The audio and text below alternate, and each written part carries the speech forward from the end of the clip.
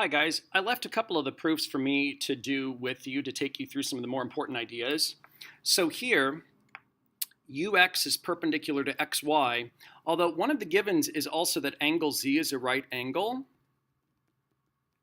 So that's straight in the given, so you can go into the picture and already mark that angle z is right.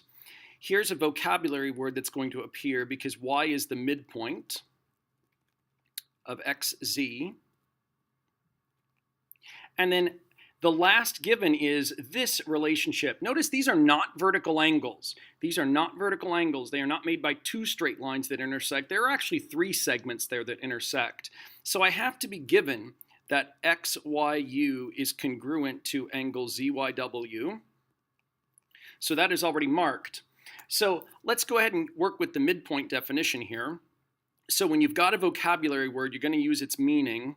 So the segment xy is going to be congruent to the segment zy.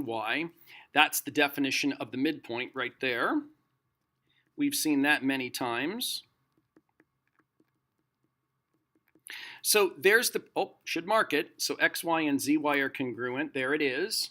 So there's the perpendicular symbol. So ux and xy, those are perpendicular. So I'm able to mark another right angle here.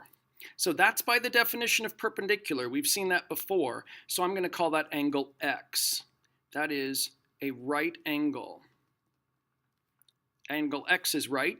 That's the definition of perpendicular.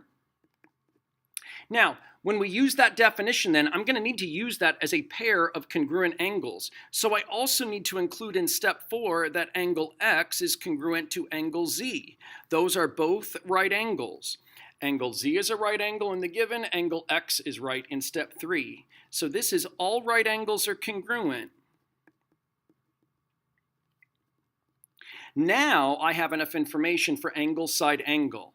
I have angles that are congruent, sides are congruent, and angles that are congruent. So in step 5, I can name my congruent triangles. I'll call them uxy, and that's congruent to triangle wzy. So there are other ways to name step 5. What's important is that that is angle, side, angle. And now that's not where the proof ends. We're proving that angle u is congruent to angle w. Now I know those angles are congruent. So in step 6, I can conclude that angle u is congruent to angle w. This is where we're going to use the meaning of congruent triangles. So in step 6, just like up here we use the definition of a midpoint after we saw that vocabulary word, after we see the congruent triangles, we can use the definition of congruent triangles. If you wanted to, I will use the abbreviation CPCTC. Corresponding parts of congruent triangles are congruent. That's step number 4, and I would offer you would want to recognize the midpoint, and you would want to know what you have to do when you have the perpendicular symbol. You have right angles that you have to state and mark, and then you have to state that they're congruent, because all right angles are congruent. So let me also do proof number 6 for you. So in this one, E is the midpoint of BA, and angle B is congruent to angle A. So, fair enough, again, we've got a vocabulary word, that's the word midpoint, so just like the last proof, we're going to use this one again. E is the midpoint of the segment from B to A, so I can mark BE and AE, those are my congruent segments. And that's the definition of the midpoint.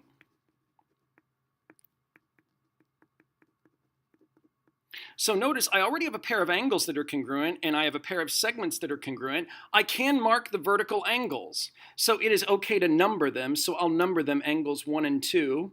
So these are my vertical angles that are congruent. I'll call them angle 1 and 2.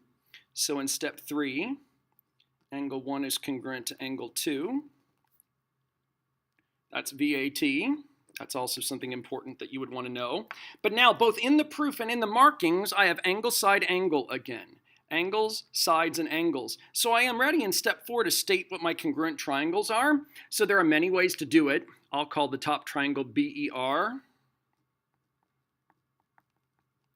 And that will be congruent to AEK. There are other ways to name it. So that would be angle, side, angle again. And this proof does not stop with the congruent triangles. Once again, we're trying to prove that there are parts that are corresponding that are congruent. Those are BR and AK. And once again, I can make that conclusion now. BR is congruent to segment AK. And once again, that's by the meaning of congruent triangles. You could write the definition of congruent triangles here, and I would take that, but I would want you to recognize that C, P, C, T, C is the same thing. Corresponding parts of congruent triangles are congruent.